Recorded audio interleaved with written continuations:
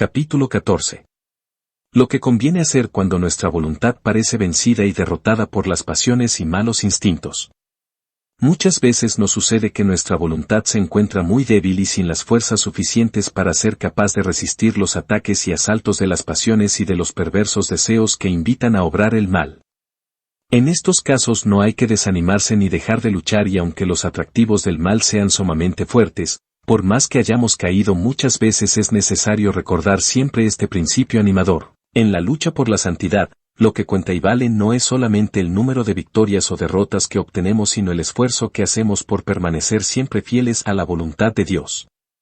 Perder una batalla o 10 no es perder la guerra. Quien sigue luchando puede terminar triunfando. Una pregunta. El alma debe preguntarse frecuentemente: ¿en verdad quiero vencer esta pasión? ¿Deseo triunfar sobre esta mala inclinación? ¿Me propongo seriamente tratar de obrar de tal manera que mi buen Dios quede contento de mi comportamiento? ¿Hago esfuerzos por no dejarme derrotar por este vicio o mala costumbre? ¿Quiero preferir cualquier otro mal antes que el pecado? Si se puede responder afirmativamente, hay ya una gran esperanza de triunfo. Macabeo en la Sagrada Biblia decía: a Dios le da lo mismo conceder la victoria con muchas fuerzas que con pocas. Aunque nuestras fuerzas son muy poquitas, nuestra misma debilidad le proporcionará una ocasión más a la omnipotencia y misericordia de Dios para conceder victorias. ¿Y si la situación se hace desesperada? Puede suceder muchas veces que los enemigos de nuestra santidad nos asalten con tanta violencia que la voluntad ya debilitada y cansada se siente sin fuerzas para poder resistir. Pues tampoco en este caso debemos rendirnos. Hay que decirse a sí mismo: no me rindo. No consiento. No entrego mis armas. Sé muy bien en quién he puesto mi esperanza, y tengo la seguridad de que Él es poderoso para defender mis tesoros. 2 Timoteo 1, 12. El peor derrotado es el que fácilmente se declara vencido. Hay que repetir con el salmista: Dios mío, ven en mi auxilio. Señor, date prisa en socorrerme. Salmo 69. Mira, Señor, cómo atacan. No me abandones. Dios de mi salvación. Recuerda, Señor, que en el camino por donde avanzo me han escondido una trampa. Y si perseveramos en confiar en Dios e implorar su ayuda, podremos repetir las palabras del Salmo: si el Señor no nos hubiera auxiliado, nos habrían llegado hasta el cuello las aguas espumantes. Pero el Señor ha sido bueno y no permitió que nos arrastrara la corriente. Una ayuda muy eficaz. Para poder ayudar a la voluntad a fin de que no quede totalmente derrotada en los ataques que recibe de las pasiones y de las inclinaciones hacia el mal, produce muy buen efecto en pensar, meditar en lo útil y provechoso que es resistir a esas tentaciones y el lograr obtener la victoria. Pensar que los premios que vamos a recibir de Dios si salimos vencedores van a ser muy grandes. Y que los males de los cuales nos veremos libres si no aceptamos las malas insinuaciones, son inmensos. Un ejemplo. Supongamos que el enemigo que nos ataca es la impaciencia. Que nos aflige alguna injusta persecución, o que un trabajo nos resulta molesto y cansón, o un sufrimiento es muy doloroso, o que una situación se nos hace antipática y repugnante y queremos explotar en actos de impaciencia y mal humor y empezar a quejarnos y a protestar. En ese caso conviene pensar lo siguiente: primero, considerar que ese mal lo merecemos por nuestros pecados, y en caso de que nos haya sucedido por nuestra culpa, con mayor razón, pues tenemos que soportar la herida que nosotros mismos nos hicimos con las propias manos. Segundo, si el mal no nos llegó por culpa nuestra, considerar que nos sirve para pagar pecados de la vida pasada, los que todavía no nos ha castigado la justicia divina y de los cuales no hemos hecho la debida penitencia. Mucho mejor pagar aquí donde ganamos méritos y gloria sufriendo, que tener que irlos a pagar en el purgatorio, donde quizás las penas sean más rigurosas y con menos merecimientos. Al pensar en esto debemos recibir los sufrimientos y contrariedades no solamente con paciencia, sino con alegría y dándole gracias a Dios por ellos.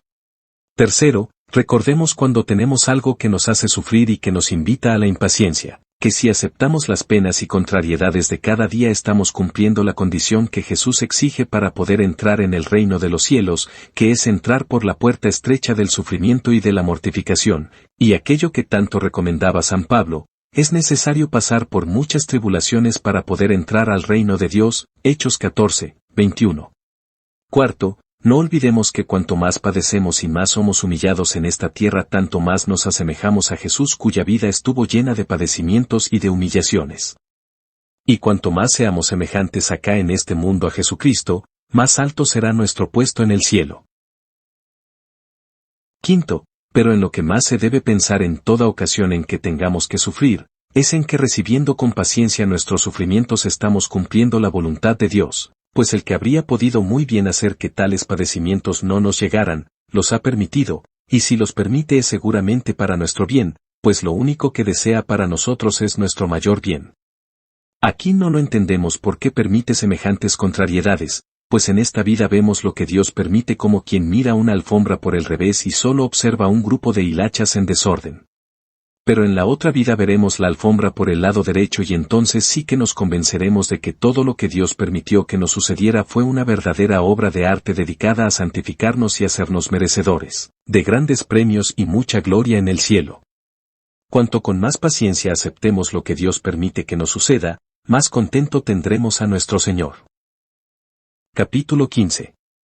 Algunos avisos importantes acerca de cómo se debe presentar el combate espiritual. ¿Contra qué enemigos hay que combatir? ¿Y con qué medios pueden ser vencidos? Ante todo debemos recordar que el combate espiritual es necesario hacerlo todos los días y durante toda nuestra existencia sobre la tierra. En esto no podemos dejar de luchar ni siquiera cuando apenas nos faltan unos minutos de vida. Este combate debe presentarse con constancia y perseverancia, con la convicción absoluta de que por más grandes y poderosos que sean los enemigos de nuestra santidad, y por más mortíferos que sean sus ataques, muchísimo más poderoso es el Dios que nos protege y más eficaces son las defensas que Él nos quiere proporcionar. Cada uno de nosotros puede repetir lo que dice San Judas Tadeo en su carta en la Sagrada Biblia: al Dios Todopoderoso que es capaz de conservarnos victoriosos en la lucha por la salvación, y de librar a nuestra alma de toda mancha, a Él la gloria y el honor por todos los siglos. Judas 24:25.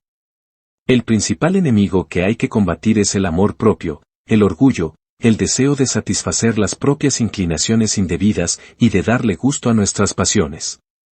Y esto hasta el punto que ya nos parezcan agradables las humillaciones y los desprecios que la gente nos quiere hacer y las contrariedades que vayan llegando contra los propios gustos e inclinaciones. Es necesario no olvidar que en este campo las victorias son difíciles, imperfectas, escasas y de poca duración. Y no desanimarse si se nota que las propias fuerzas ya no alcanzan para lograr salir vencedores, pues las energías que nos faltan las dará el buen Dios si se las pedimos con fe. Siempre podremos decir con San Pablo: todo lo puedo en Cristo que me fortalece. Filipenses 4:13. No hay que desanimarse al considerar lo grande que es la multitud y el furor de los enemigos de la salvación, porque mucho más grande que ellos es el poder de Dios y su bondad, y el amor que Él nos tiene, y mucho más numerosos que los adversarios espirituales son los ángeles del cielo y las oraciones de los santos que se interesan por nosotros y nos acompañan en el combate. Estas consideraciones han animado de tal modo a tantísimas personas muy débiles y mal inclinadas que, a pesar de sus malas inclinaciones y del ataque de sus pasiones, han logrado salir triunfantes en la lucha por conservarse fieles a los mandatos del Señor Dios. Ni hay que perder el ánimo al constatar que los enemigos del alma son tan difíciles de vencer y que la guerra espiritual es de todos los días y de todas las horas, que no tendrá fin sino cuando termine nuestra vida sobre la tierra, y que nos hallamos amenazados por todas partes, y muchas veces la ruina espiritual aparece casi inevitable, porque, como dice San Agustín, con los enemigos de la salvación sucede como con un perro bravo amarrado con una cadena. No nos puede morder si no nos acercamos demasiado a él. Podemos estar seguros de que nuestro divino capitán no le soltará tanto las cadenas a estos enemigos que les permita destrozarnos, si nosotros no nos acercamos imprudentemente a ellos.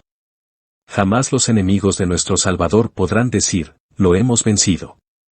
Dios combate con nosotros, y cuando le parezca oportuno nos concederá victorias si son para nuestro bien y para su mayor gloria, aunque muchas veces resultemos con heridas. Si nos proponemos no dejar jamás de combatir, terminaremos recibiendo la corona que Dios tiene reservada para los vencedores.